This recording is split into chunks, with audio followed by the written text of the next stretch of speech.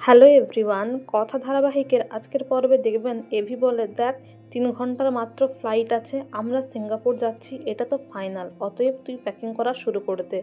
আর এভির কাছ থেকে সিঙ্গাপুর যাওয়ার কথা শুনে কথা তো একটু ইমোশনাল হয়ে পড়ে, আর সে এভিকে জড়িয়ে ধরে কাঁদতে থাকে। এভি বলে, তুই কাঁদছিস কেন, কাঁদার মতো কি হলো? কথা বলে, গোবরডাঙ্গার একটা মেয়ে কিনা বিদেশ যাবে, যে মাথায় তেল মেখে বিনুনি করে আসতো, চোখে মোটা মোটা চশমা পরতো, সে আপনার সঙ্গে বিদেশ যাবে?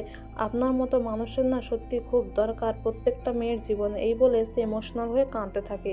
এভি বলে, সেসব তো ঠিক আছে, কিন্তু আমারও একটা শর্ত আছে, ওখানে গিয়ে কিন্তু আমার পারিশ্রমিক দরকার, আমি কিন্তু কোনো না শুনবো না। তারপরে কথা এভিকে চিমটি কেটে দেয়, বলে, আমি স্বপ্ন দেখছি না তো, আমি সত্যিই যাচ্ছি তো সিঙ্গাপুর, কিন্তু আমারও শর্ত আছে, আমরা পুরো ফ্যামিলি যাব। এভি বলে, হ্যাঁ হ্যাঁ, গুড়ালের সবাইকে ডেকে দে, পাড়ার কাকিমা জেঠিমাকে ডেকে দে, ওখানে যাই HOFকে আমি রেখে দিয়ে চলে আসবো। আর তারপরের দিকে দেখা যায় বাড়িতে সবাই প্ল্যান করতে থাকে সিঙ্গাপুরে কে কী নিয়ে যাবে, কে কখন যাবে, কিভাবে যাবে। কিন্তু আক্কি বলে, আমি যেতে পারবো না, তোরা সবাই যা। তারপর জুনি বলে, না না, তোমরা সবাই যাও, বাড়িতে একজনের থাকা প্রয়োজন, আমি থাকছি। এভি বলে, দেখ এটা মান অভিমান করার সময় নয়, নিজেদের বন্ডটাকে স্ট্রং কর, সবাই যাচ্ছে, এটাই ফাইনাল। তারপর ছোটকা বলে, ওখানে অনেক জায়গা আছে, আমি তো সিঙ্গাপুরে ছিলাম, দেখ আমি দেখাচ্ছি তোদেরকে কোথায় কোথায় নিয়ে যাব। এরপর একটা ফেমাস লোকের ছবিও দেখায় আর বলে, ইনি হচ্ছেন বাসু গুরুজি, খুব ভালো মানুষ। আর সেটাই নীলাদ্রি দেখে চিনতে পারে সে কথার বাবা, তাই সে কথাকে ডেকে বলে যে, দেখ আমার মনে হয় তো জানাটা প্রয়োজন, সিঙ্গাপুরে পিসেমশাই তোর বাবা রয়েছে। আর এই কথাটা শুনে কথা তো খুব শকড হয়ে যায়। আর বাড়িতে যখন সবাই প্ল্যান করতে থাকে কে কী খাবে, কোথায় যাবে, কিভাবে আনন্দ করবে, ঠিক সেই সময় কথা আসে আর এভিকে বলে, আপনি যান, আপনার কাজ আছে, আপনারা সবাই যান, আনন্দ করুন, কিন্তু আমি যেতে পারবো না। এভি বলে, তুই আর কি করছিস তো, তোর গাছপালা নিয়ে চিন্তা করতে হবে না, আমি একজন মালির সাথে কথা বলে রেখেছি।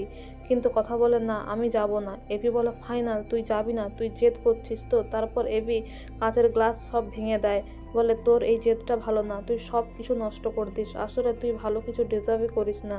এই বলে কথার ওপর রাগ দেখায় এভি। এভি খুব হার্ট হয়, কষ্ট পায় যে সে কথার জন্য এত প্ল্যান করছে কিন্তু হলো না।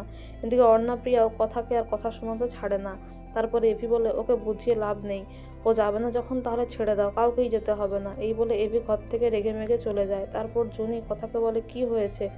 কথা বলে, আমি কাউকেই বলতে পারবো না, পাচক মশাইকেও বলতে পারবো না। নীলাদ্রি বলে, নিজেদের মধ্যে সম্পর্কটাকে এইভাবে তিক্ত হতে দিস না, দেখ পাচকবাবু কোথায় গেছেন। আর এদিকে পরের দিন এভি সব কিছু প্যাক করে নেয়, আর কথা নোটবুক ডায়েরি সব কিছু এগিয়ে দেয়, পেন ঘড়ি এগিয়ে দেয়। এভি সেটা তো নেয়, কিন্তু ফুল মা আনন্দের আশীর্বাদ নিতে চায় না, বলে, যে আমার সৌভাগ্য সেই তো যাচ্ছে না, তাহলে আর এসবের কি প্রয়োজন, আর টিকিটটা তুই ছিঁড়ে দিবি। কথাকে এই কথা বলে এভি বেরিয়ে যায় রেগে মেগে।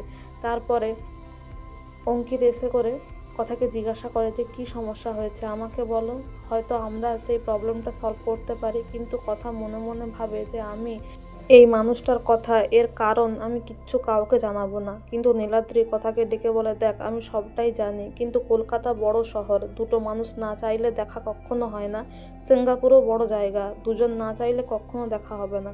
তাই তুই কেন ভাবছিস যে ওই মানুষটার সঙ্গে তোর দেখা হবে? একদিকে যে মানুষটা তোকে কষ্ট দিয়েছে তুই তার কথা ভাবছিস, আর যে তোর জন্য এত কিছু করলো, ওখানে পাচকবাবুর তোকে প্রয়োজন, তুই চল। তারপর কথা রাজি হয়ে যায় সিঙ্গাপুরে যেতে। তো বন্ধুরা, এই ছিল আজকের কথা ধারাবাহিকের update. Thank you so much for watching the video.